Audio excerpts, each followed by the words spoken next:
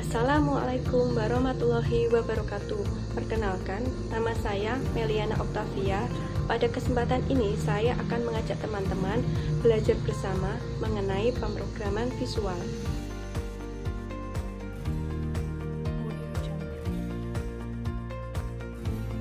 Pemrograman visual.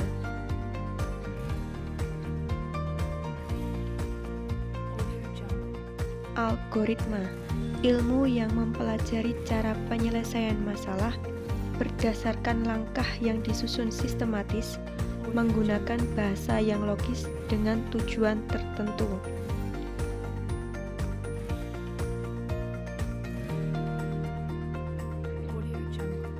Teknik penulisan algoritma. Yang pertama, menggunakan kalimat deskriptif.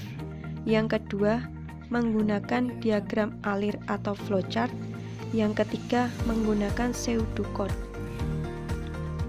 Kalimat deskriptif. Pada dasarnya, teks algoritma dengan bahasa deskriptif disusun oleh 3 bagian utama, yaitu bagian judul atau header, bagian deklarasi atau kamus, bagian deskripsi. Setiap bagian disertai dengan komentar untuk memperjelas maksud teks yang dituliskan. Komentar adalah kalimat yang diapit oleh pasangan tanda kurung kurawal. Contoh penggunaan kalimat deskriptif, yaitu mencari bilangan terbesar dari 3 bilangan. Yang pertama, algoritma mencari bilangan terbesar.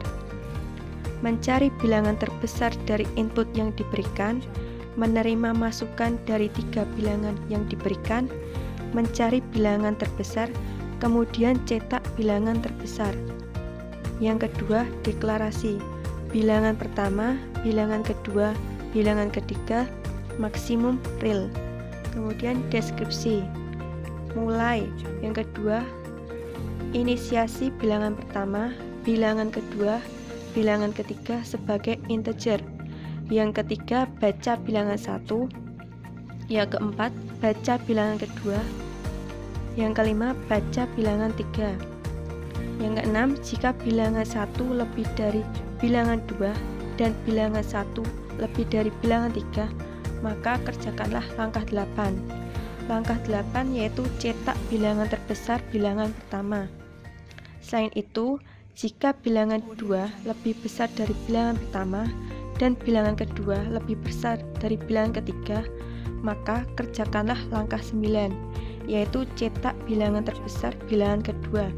Selain itu, kerjakanlah langkah 10, yaitu cetak bilangan terbesar bilangan ketiga. Yang terakhir, selanjutnya flowchart. Flowchart atau diagram alir adalah penggambaran secara grafik dari langkah-langkah pemecahan masalah yang harus diikuti oleh pemproses. Flowchart terdiri atas sekumpulan simbol di mana masing-masing simbol menggambarkan suatu kegiatan tertentu. Flowchart diawali dengan penerimaan masukan atau input, pemrosesan masukan, dan diakhiri dengan menampilkan hasilnya atau output.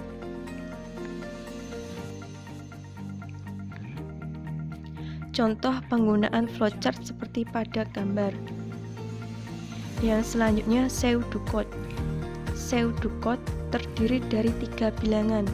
Yang pertama, judul algoritma, yaitu bagian yang terdiri atas nama algoritma dan penjelasan atau spesifikasi dari algoritma tersebut. Yang kedua, deklarasi, mendefinisikan semua nama yang digunakan di dalam program. Yang ketiga, deskripsi, berisi uraian langkah-langkah penyelesaian masalah yang ditulis dengan menggunakan aturan-aturan yang telah ditentukan. Contoh penggunaan pseudocode. Algoritma terbesar. Algoritma mencari bilangan terbesar dari 3 bilangan yang dimasukkan. Deklarasi ABC maksimum integer. Yang ketiga, deskripsi.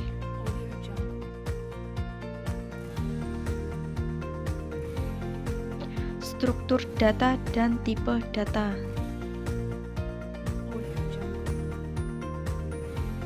Struktur data. Data adalah representasi dari fakta dunia nyata. Fakta atau keterangan tentang kenyataan yang disimpan, direkam, atau direpresentasikan dalam bentuk tulisan, suara, gambar, sinyal, atau simbol. Bentuk data ada dua, yaitu konstanta yang nilai yang tetap, atau variabel, nilai yang dapat diubah-ubah.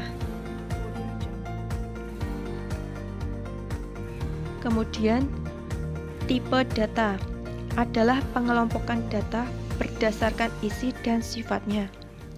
Jenis data yang dapat diolah oleh komputer untuk memenuhi kebutuhan dalam pemrograman komputer.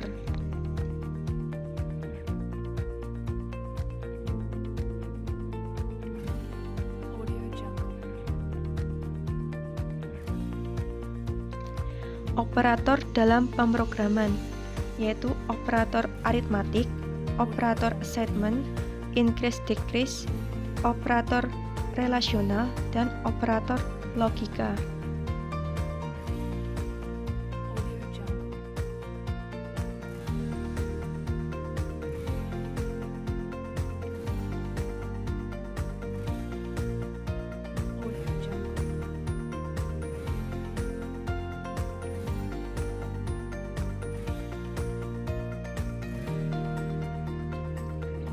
Macam-macam tipe data. Yang pertama, tipe data dasar. Tipe data yang sudah ada dan dijadikan standar dalam bahasa pemrograman tertentu. Isi tipe data dasar, yaitu data-data tunggal. Contohnya, integer, float, char, dan boolean. Yang kedua, tipe data bentukan. Tipe data bentukan atau tipe data komposit adalah tipe data yang dibentuk dari tipe data dasar dengan maksud mempermudah pekerjaan programmer. Contohnya array, string, record, union, struct, dan lain-lain. Tipe data abstrak. Tipe data yang didefinisikan sendiri oleh pemrogram untuk suatu keperluan tertentu yang tidak memungkinkan untuk mendeklarasikan dari tipe data yang sudah ada. Contohnya stack, list, tree, graph, dan lain-lain.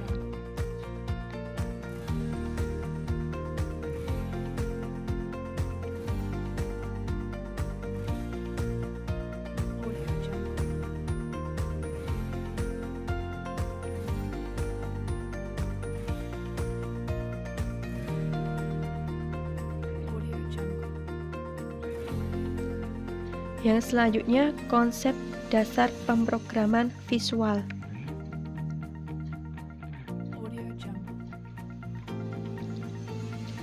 Pemrograman visual adalah metode pembuatan program yang perancangan antarmukanya dilakukan secara visual dan berbasis graphical user interface dan terpisah dari penulisan kode-kode programnya.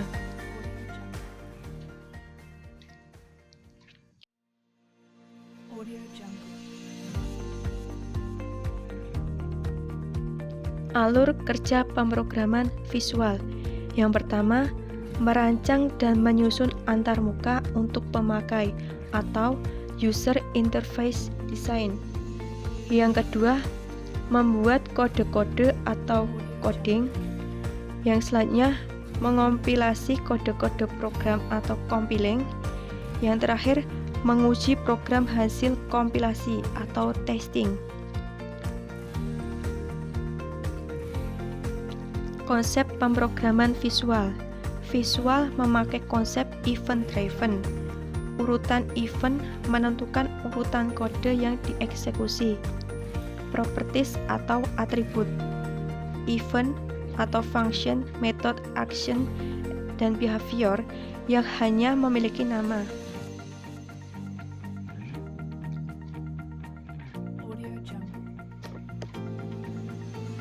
Pemrograman visual. Pemrograman berorientasi objek atau OOP merupakan paradigma pemrograman yang berorientasikan kepada objek. Konsep OOP yaitu Classes, Objects, Data Abstraction, Encapsulation, Polymorphism, dan Inheritance.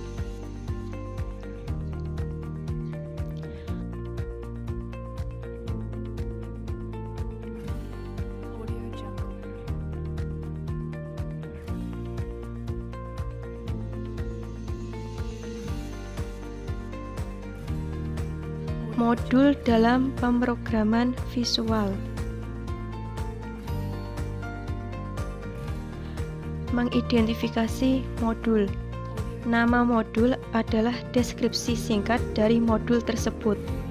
Identifikasi dari sebuah modul juga memuat angkanya.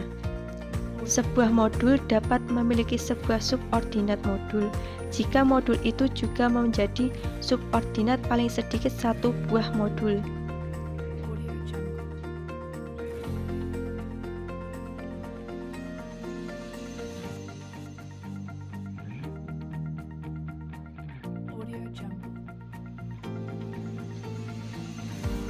Ciri-ciri modularitas: memecahkan algoritma ke dalam algoritma yang lebih kecil. Selanjutnya, modul yang dibentuk memiliki kesatuan tugas atau fungsi maupun kesatuan proses atau prosedur. Setiap modul harus mempunyai single entry dan single exit secara beruntun dari atas ke bawah atau dari awal ke akhir. Selanjutnya, yang terakhir, memiliki main program dan subprogram.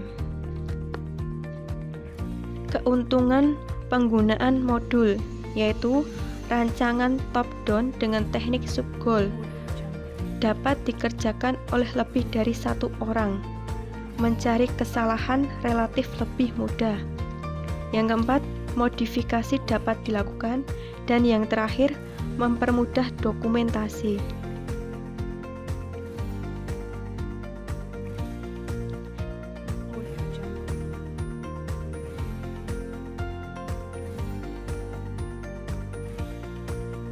Sifat-sifat modul yang baik: fan-in yang tinggi, fan-out yang rendah, dan self-contained.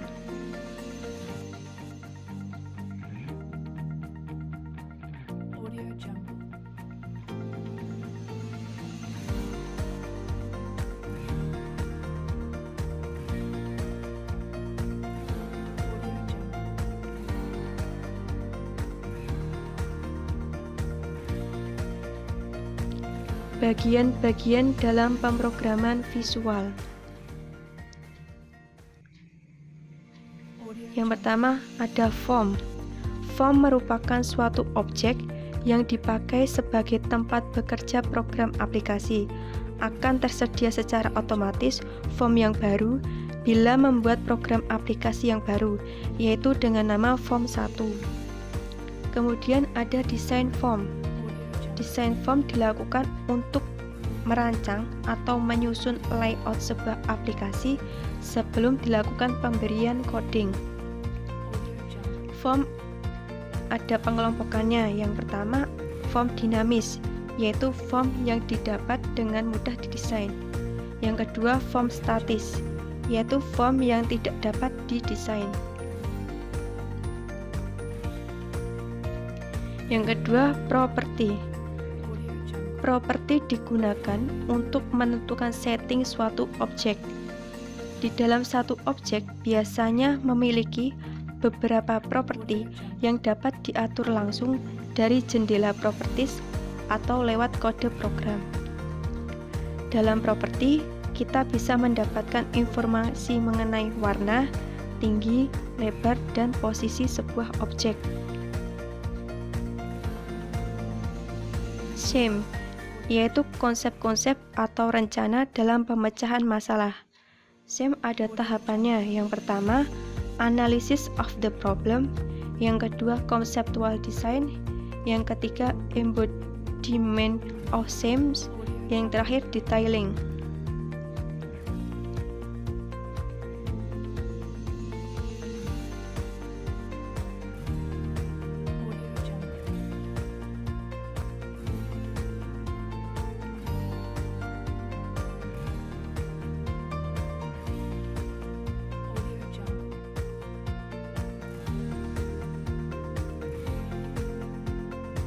Yang terakhir ada field. Suatu field menggambarkan suatu atribut dari record yang menunjukkan suatu item dari data seperti nama, alamat, di mana kumpulan dari field membentuk record. Record yang menggambarkan satu unit data individu tertentu. Field ada jenisnya. Yang pertama field name, field representation, dan field value. Field name wajib diberi nama untuk membedakan field yang satu dengan yang lainnya. Yang kedua, jenis field dan lebar field. Yang ketiga, field value, yaitu isi yang berasal dari field untuk tiap-tiap record.